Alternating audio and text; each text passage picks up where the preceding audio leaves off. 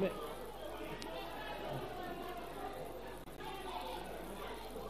le suivant.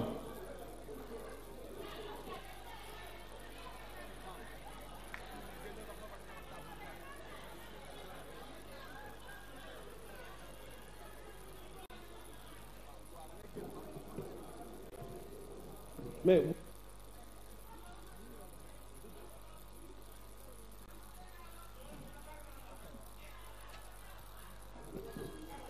auzu billahi mina shaytaani rajim bismillahi rahmani rahim wa salaatu wa salaamu ala rasulillahi sallallahu alayhi wa sallam.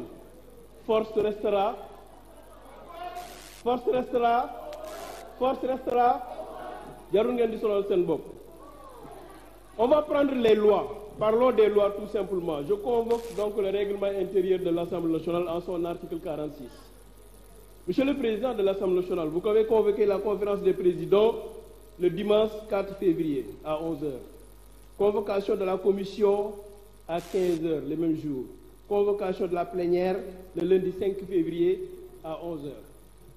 Dites-moi où sont les 24 heures ici. Ça veut dire que vous n'avez pas respecté l'article 46 du règlement intérieur de l'Assemblée nationale. Ça, c'est un. Je parle donc des incidences financières. Toutes les dépenses effectuées avant, pendant et après le scrutin. Où est cet argent? Et pourtant, en ce moment-là, il y a des gens qui meurent parce que faute de médicaments. À ce moment-là, il y a des gens qui meurent parce que faute d'hôpital. À ce moment-là, il y a des gens qui meurent parce que faute de conditions de vie qui sont un petit peu acceptables. Et à ce moment-là, nous sommes là à dire que oui, il n'y a pas de milliards, il n'y a pas d'incidence financière.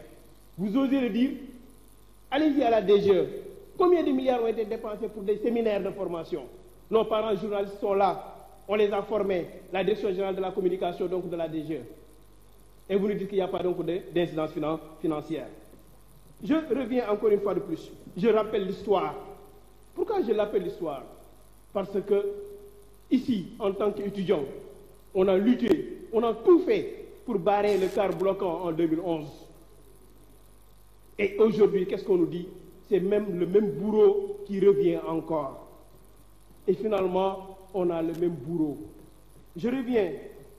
Vous nous demandez tout simplement une dérogation. Vous l'avez dit, le mot dérogation, qui vient du verbe déroger, qui signifie tout simplement action de déroger, s'écarter de quelque manière que ce soit de ce qui est établi par une loi.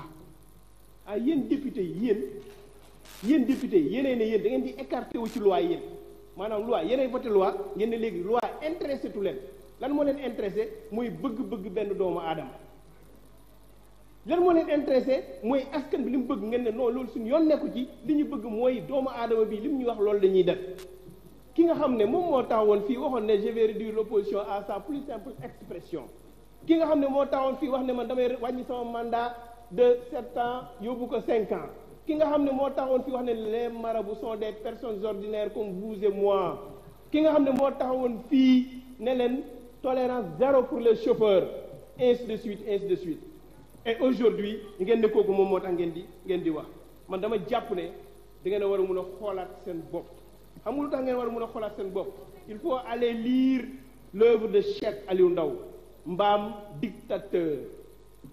Tout ce qui se conçoit bien s'énonce clairement et les mots pour le dire arrivent et la conception de votre loi n'est pas bonne ndax su baaxoon du ngeen dagg internet couper signalu Walfadjri jël policiers yeeg ñëpp teg fii comme nag conception loi rek moo leen jaral loolu yëpp kon xanaa loi bi su ñëwee daf ñuy rendi ñu dee conception loi rek conception loi ngeen couper internet couper signal Walfadjri couper télé yi couper lépp jël police gendarmerie yëpp teg conception kon bu loi bi ñëwee fu ngeen jëm xanaa kon daf ñu ñëw rek rendi ñu dee xoolaat leen seen bopp.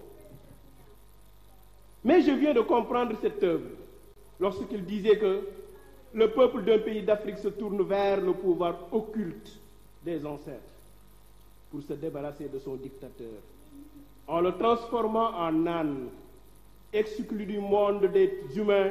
Le tyran est précipité dans l'univers des bêtes.